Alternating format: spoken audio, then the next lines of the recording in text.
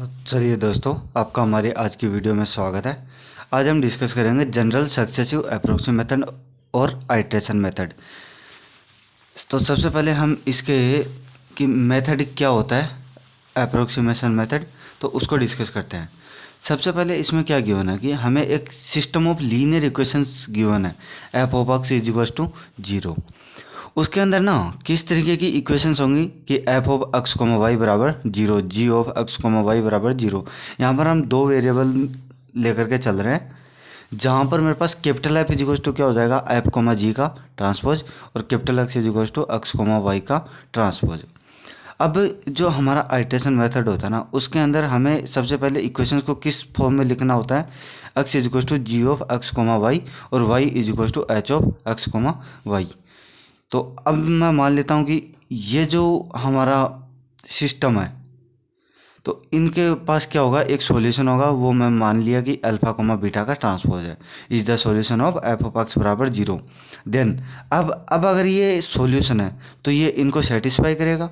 तो यहाँ पर ये क्या हो जाएगा, तो मैं एक्स की जगह पे अल्फा और वाई की जगह बीटा पुट करूँगा। तो यहाँ से क्या हो जाएगा, alpha is equals to G of alpha comma beta और beta is equals to H of alpha comma beta. अब आइट्रेशन मेथड में हमें किसकी ज़रूरत होती है, इनिशियल अप्रोक्सीमेशन की। वो मैंने क्या मान लिया, X nought comma Y nought. वो हमारा क्या है, initial approximation of the solution alpha comma beta का ट्रांसपोज। अब जो हमें इक्वेशंस गिवन है उनको मैं किस तरीके की फॉर्म में लिख सकता हूँ, X N plus one is equals to G of X N comma Y N और Y N plus one is equals to H of X N comma Y N, जहाँ पर N is equals to 0 1 2 J and so on. तो ये जो function है मेरे पास जी and H, ये क्या कहलाएंगे मेरे पास, आइट्रेशन फंक्शन।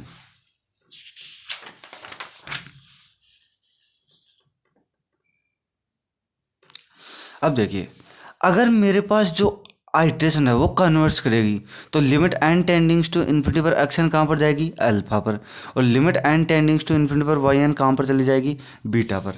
अब देखिए, जो मेरे पास ये दो इक्वेशंस आई थी, इक्वेशन फर्स्ट और इक्वेशन सेकंड, इन दोनों को मैं क्या कर देता हूँ, आपस में माइनस कर लेते हैं।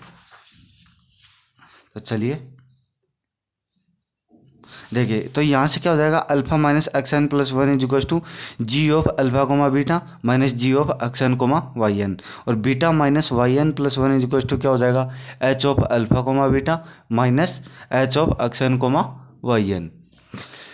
अब मैं मान लेता हूँ कि इसके अंदर जो एरर होगी एट nth आइट्रेशन पे, वो कितनी होगी, alpha minus X N and delta N बराबर beta minus Y N, be the error at nth iteration. Then we have, हम क्या कह सकते हैं, यहाँ से अल्फा की वैल्यू कितनी आ जाएगी, एक्स एन प्लस एप्सिलॉन, और बीटा की वैल्यू कितनी आ जाएगी, Y N plus delta N. इसको मैंने इक्वेशन 5 नाम दे दिया।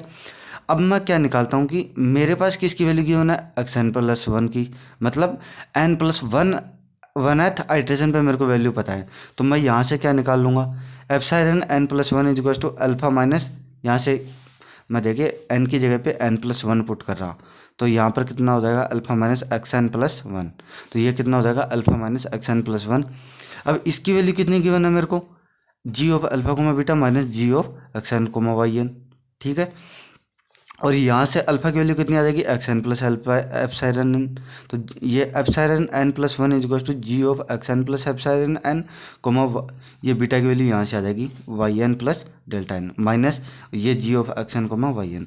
अब मैं इन दोनों में सिमिलरली अगर मैं डेल्टा एन प्लस वन निकालना चाहूँ तो वो क्या आ जाएगा मेरे पास, beta minus Y N plus one. अब यहाँ से बीटा की वैल्यू कितनी हो जाएगी, ये beta minus Y N plus one की हमें वैल्यू क्या पता है, H of alpha comma beta minus H of X N comma Y N. यहाँ से देखिए, अब अल्फा कोमा बीटा की वैल्यू हम क्या रख देंगे, X N plus epsilon N comma Y N plus delta N minus H of X N comma Y N. ये किसके इक्वल हो जाएगा, डेल्टा एन प्लस वन के। इसको मैंने इक्वेशन 6 नाम दे दिया, इसको मैंने इक्वेशन 7 नाम दे दिया। अब हम क्या करते हैं कि जो हमारा इक्वेशन ये 6 है और ये 7 है, ये हमने यहाँ पर लिख ली। तो ये क्या हो जाएगा, epsilon N plus one is equal to G of X N plus epsilon N comma Y N plus delta N minus G of X N comma Y N. Similarly delta N plus one बराबर ये हो जाएगा। अब मैं इन दोनों में क्या करता हूँ कि टेलर सीरीज एक्सपेंशन लगाता हूँ। तो टेलर सीरीज एक्सपेंशन क्या होगा कि एप्सिलॉन एन प्लस वन तो एज इट इज आ जाएगा। सबसे पहले कौन सी टर्म आ जाएगी, हमारी जो रियल वैल्यूज हैं एट nth हाइड्रेशन पे, X N comma Y N, तो G of X N comma Y N plus epsilon N into del X plus del N del Y, और बाहर क्या आ जाएगा G of X N comma Y N. और ये हमारा बाकी जितनी भी हायर पावर है ना उनको हमने क्या कर दिया, नेगलेक्ट मान के चल रहे हैं। ये बाकी बचा हुआ टर्म क्या आ गया, माइनस का G of X N comma Y N.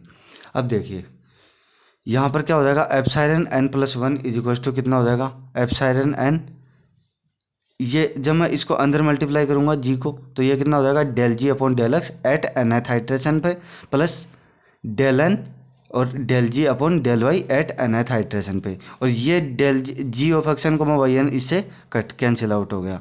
तो इसको मैंने इक्वेशन 7 नाम दे दिया। Similarly delta N plus one क्या हो जाएगा, epsilon N del H upon del X at nth iteration पे plus delta N del H upon del Y at nth iteration पे। इसको मैंने इक्वेशन 8 नाम दे दिया। अब मैं इनको ना एक मैट्रिक्स की फॉर्म में लिख सकता हूँ। तो ये कैसी हो जाएगी मेरे पास, epsilon N plus one delta N plus one, यहाँ से मैं देखो इसको क्या लिख सकता हूँ, G X G Y H X H Y at nth iteration, और ये कितना आ जाएगा एप्सिलॉन एन डेल्टा एन। अब इसमें ये क्या थी, हमारी एरर थी कौन सी पोजीशन पे, एन प्लस वन एथ हाइड्रेशन पे। ये क्या हो जाएगी, इसको मैंने ए एन नाम दे दिया और इसको मैंने ई एन नाम दे दिया, प्लस आगे जो हायर पावर आती है ना उनको मैंने क्या नाम दे दिया, ऑर्डर ऑफ ई एन का होल स्क्वायर।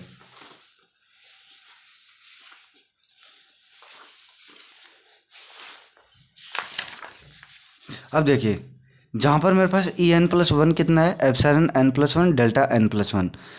अब यहाँ पर मेरे पास ए एन की वैल्यू कितनी हो जाएगी, G X G Y H X H Y at nth iteration पे। अब देखिए इसकी नेसेसरी एंड सफिशिएंट कंडीशन क्या होती है कि इस मैट्रिक्स की जो नॉर्म होती है वो कितनी होनी चाहिए, लेस देन वन। नॉर्म क्या होती है, मैक्सिमम एब्सोल्यूट सम। और आइट्रेशन मेथड में जो ऑर्डर ऑफ कन्वर्जेंस होनी चाहिए ना आइट्रेशन मेथड की, वो कितनी होनी चाहिए, 1।